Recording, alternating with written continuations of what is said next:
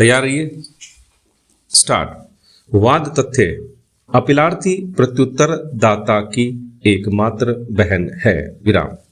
उसने अपने पिता की छोड़ी गई पैतृक संपत्ति वाद पत्र की सूची 1 और 2 में 1/4 तथा उनकी निजी संपत्ति सूची 3 में 1/2 हिस्सा के लिए दावा करते हुए एक विभाजनवाद प्रस्तुत किया। विराम।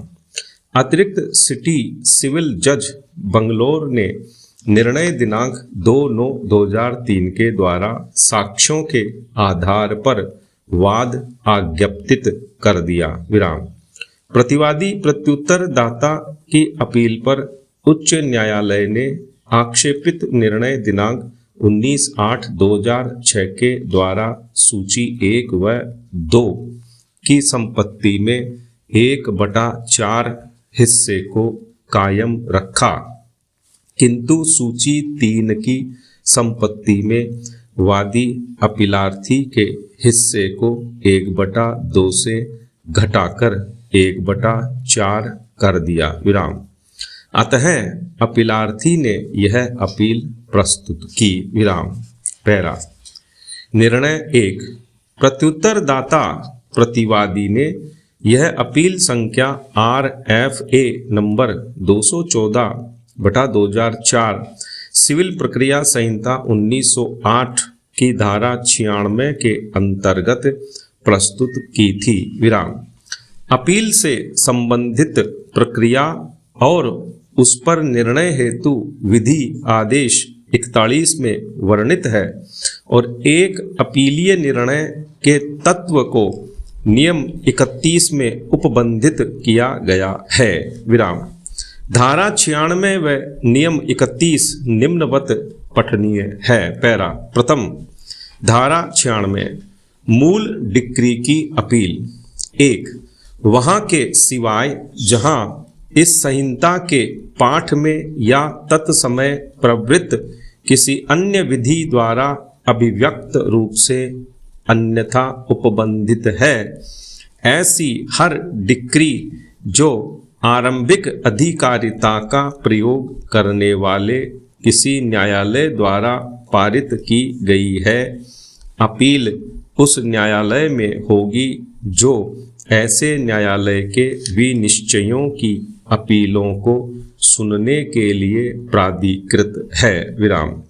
पैरा 2। एक पक्षीय पारित मूल डिक्री की अपील हो सकेगी। विराम। 3। पक्षकारों की सहमति से जो डिक्री न्यायालय ने पारित की है उसकी कोई अपील नहीं होगी। विराम। 4। लघु वाद न्यायालयों द्वारा संज्ञेय वाद में किसी डिक्री से कोई अपील यदि ऐसी डिक्री की रकम या उसका मूल्य 10,000 रुपये से अधिक नहीं है तो केवल विधि के प्रश्न के संबंध में ही होगी। विराम। पैरा। द्वितीय। आदेश 41 नियम 31 निर्णय की अंतर्वस्तु तारीख और हस्ताक्षर।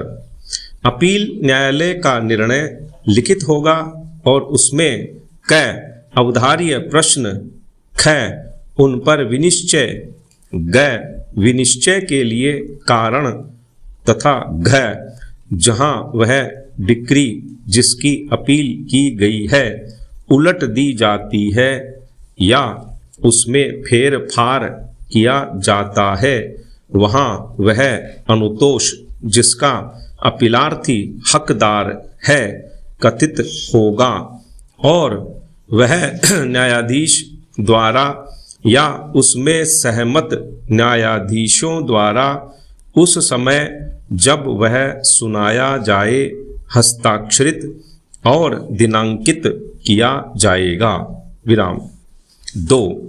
उपर्युक्त प्रावधानों एवं उन पर इस न्यायालय के द्वारा दिए गए निर्वचनों तथा प्रथम अपीलीय न्यायालय के कर्तव्यों, विस्तार और क्षेत्र पर स्थापित विधिक सिद्धांतों के विचार में हम स्पष्ट राय में हैं कि उच्च न्यायालय ने इस मामले की प्रथम अपील की सुनवाई करने के दौरान न निर्धारण के लिए प्रश्न अवधार्य प्रश्न विरचित किया और न ही अभिलेख पर मौजूद साक्ष्यों पर विचार किया, विशेषकर उन साक्ष्यों पर जिन पर विचारण न्यायालय के द्वारा विश्वास व्यक्त किया गया था। विराम।